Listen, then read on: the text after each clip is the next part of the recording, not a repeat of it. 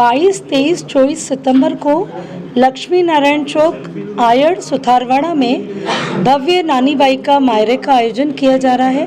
कथावाचक श्रीमती ताराजी पालीवाल, जो अपने इस कथा के लिए बहुत प्रसिद्धि पा चुकी हैं हमारे आसपास के अंचल में, उनके श्रीमुख से इस कथा का वाचन होने वाला है।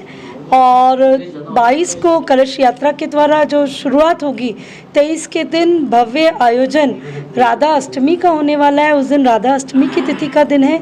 और 24 को स्वयं रणछोड़ राय जी, द्वारकाधीश जी पधारेंगे उस कथा में। तो नरसिंह जी के मायरे में प्रभु स्वयं आकर के मायरे का मायरा प्रदान करेंगे नानी बाई को। कुछ इस तरह की संकल्पना की गई है। इस पूरे आयोजन में जो भी एकत्रीकरण होगा वो दीदी स्वयं नहीं लेते हैं, वो स्वयं ही गोदान और साथ ही साथ एक बच्ची के कन्यादान स्वरूप वो सारा दीदी करेंगे। ऐसा हमारा एक पुनित भाव है। और इस कथा के लिए हम चाहते हैं कि अधिकतम संख्या में उदयपुर शहर की जो धर्म प्रेमी बहनें हैं, भाई हैं, वो सब पधारें और कथा श्रवण का लाभ प्राप्त करें। 22 तारीख को कथा प्रारंभ होने जा रही है। भव्य नानी बाई का मायरा 22, 23 और 24 को कथा का विराम होगा और 22 तारीख को प्रारंभ होगा। 22 तारीख की कथा के दिन कथा प्रारंभ में आयोजन जो कथा में आते हैं वो सारे किए जाएंगे और 23 तारीख को राधा अष्टमी मनाई जाएगी। 23 तारीख के दिन राधा जी का जन्मोत्सव है, उस दिन राधा अष्टमी जो धूमधाम से मनाई जाएगी। और 24 तारीख को माहिरे का समापन है, उसमें स्वयं द्वारिकाधीश प्रभु पधारेंगे, सभी भक्तों को दर्शन देंगे।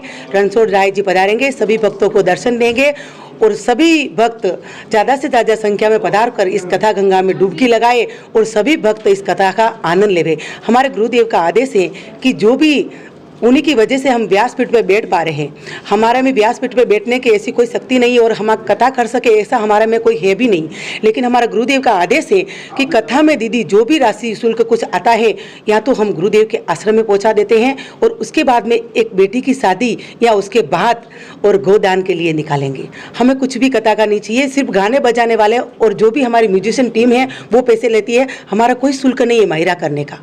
हम जैसे ठाकुर जी ने हमें एक अनमोल्य रत्न ये शरीर जो दिया है, बस ये प्रभु की कथा के लिए दिया है। और जितना हो सके जब तक ये सांसें चलेंगी तब तक इस कथा रूपी गंगा में जब तक ये सांसों से वर्णन होगा तब तक हम करते रहेंगे। जय श्री कृष्णा, राधे राधे। आप उदयपुर की और सारी जहाँ की जनता सुन पा रही हैं वो सभी इस कथा में पधारे।